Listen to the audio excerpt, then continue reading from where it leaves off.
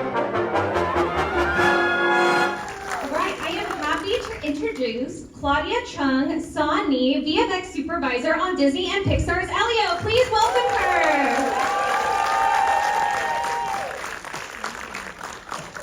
Thank you so much for being with here tonight and celebrating with some of Disney's biggest fans. Shout out to all of our D23 members here joining us tonight. Thank you so much for being here. We are so excited to see the film. Thank you. You guys are amazing coming out tonight. Now, I'd love to start us off. I know myself and a lot of the fans in the audience are always curious about what it's like to work at Pixar. Can you tell us what your first film at Pixar was? Yeah, the first film I worked on was Finding Nemo. That was a long time ago. The first project I did on Finding Nemo, let's see, this might date us a little bit, but the first project was back then. We had these things called CRT TVs, where you watch the movie on a screen like this, and it'd be like in 185 widescreen, right? And my job as an intern was to reframe it so that it was square in 133. You could also see that on an airplane, but not anymore, because now you don't need that anymore. But that was my first job. But it's cool. It was a great way to watch the film over and over again and really appreciate what we were doing there. That is so amazing. I know that Finding Nemo is definitely a favorite among this group, right? Now, are there any certain Disney or Pixar films that have inspired your creative or career journey? Yeah, so the first film that inspired me was Beauty and the Beast, so that's when I went. Yeah! So that's when I was in high school, and back then, I didn't know what I wanted to do. I knew I was into math and science, but you can't really do that in films. But Beauty and the Beast was the first one that used computers in the ballroom. That happened. I would also say Terminator 2 happened as well around the same time. So those are my two favorite films that launched me into this world. And then my genesis story was Ratatouille. That was the story where, so I did science in college, but Ratatouille was the first one where I leapt into the creative side. So that's when I started tailoring and building costumes for the chefs. I was horrible at it, really bad. I don't know how to tailor. I actually had to ask my grandmother how to do it. I never sewed in my life. And they took my project from me. They're like, Claudia, this chef's costumes don't look very good. We're gonna put you in sewing class. And they did. They put me in night sewing class. And while you do that, here's some tablecloths to make. Really complicated tablecloths. It was hard though. It was a square over a circle. But I managed to go through the sewing class, and that was how I fell in love on the creative side. So if you're looking to be a VFX supervisor, it might not hurt to take some sewing lessons, Yes. apparently.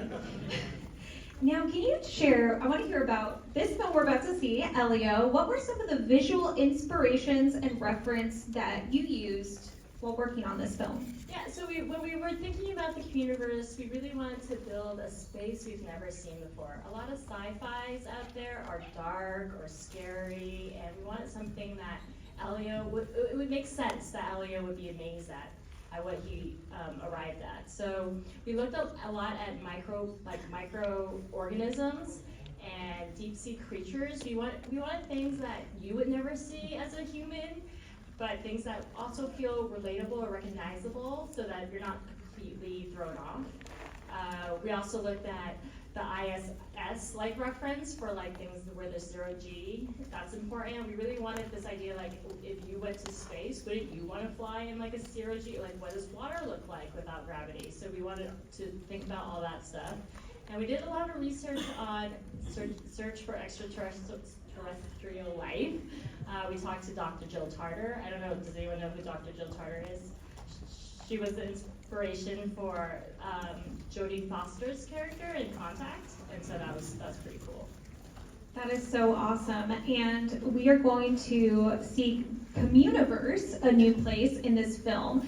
How did you and your team approach creating the Communiverse? Yeah, so we wanted the Communiverse to be diverse and kind of be this world that was awe-inspiring. We wanted to represent every corner of the universe. That being said, we've never seen every quarter in the universe, as far as I know. I don't know if you guys have met aliens. Maybe Stitch, I don't know. But like, so we actually had a bunch of artists come on board and just draw and design aliens and just make things up. And my job is to figure out if I can get into the computer or not. And so on Elio, I really firmly was always telling the team, let's just do it. Even though it's very hard, we have to do it because it has to be otherworldly. Like, you'll see characters with feathers, with these faces that don't even make sense, like they're like kind of like ink blots. There's like digital like aliens, but we wanted to do it all. We wanted to do it all, and we wanted everyone in the audience to kind of have their favorite, or the one that they're like, that's mine, or that looks like me, and that was really important to us. Ooh, now we have an activity while we watch the film. Think about which alien is your favorite. Exactly. Come tell us when you picked up your Gordon popcorn bucket. Now, was there a scene that felt particularly, without spoilers, challenging to pull off, or a location that was challenging to pull off, and how did you and the team manage to bring that scene to reality? Yeah, so like I said before, my whole attitude in LA was always like, let's just do it, we'll figure it out. But the one that was very difficult, one, it was because it was difficult, but two, because we only had 3 weeks, was the bathroom scene. And you all should know it because it's in the trailer. It's this huge vista of waterfalls and these characters flying through it. And what you don't know is it was only in the movie like 3 weeks before we had to have the trailer done, which means they were in boards. It was just a drawing. And of course, when we cut the trailer, everyone wanted that scene. And I remember talking to the effects supervisor who's in charge of doing water, and I said, how long do you need? And he's like, 6 months. And he's like, do you remember that scene in Elemental with the wave and all the water? That took 6 months. And I'm like, you have 2 weeks.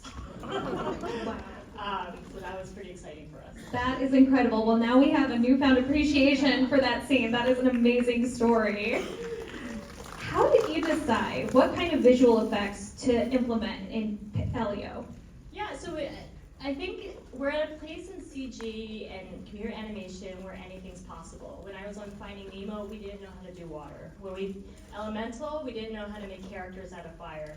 I was actually at Disney Animation for a little bit, and we had a huge cast of talking animals wearing clothes on Zootopia. That was hard. So coming onto Elio, it was like, we can kind of do anything. We can build a world people haven't seen before.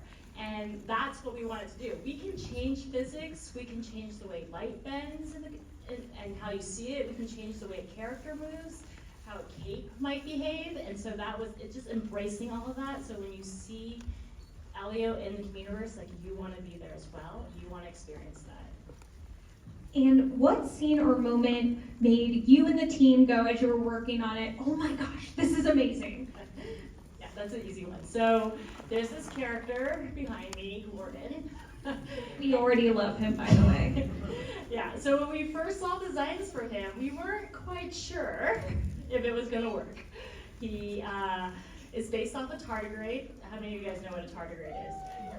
Pretty gross, weird-looking creatures. They're not very huggable. And that's what the designers wanted us to explore.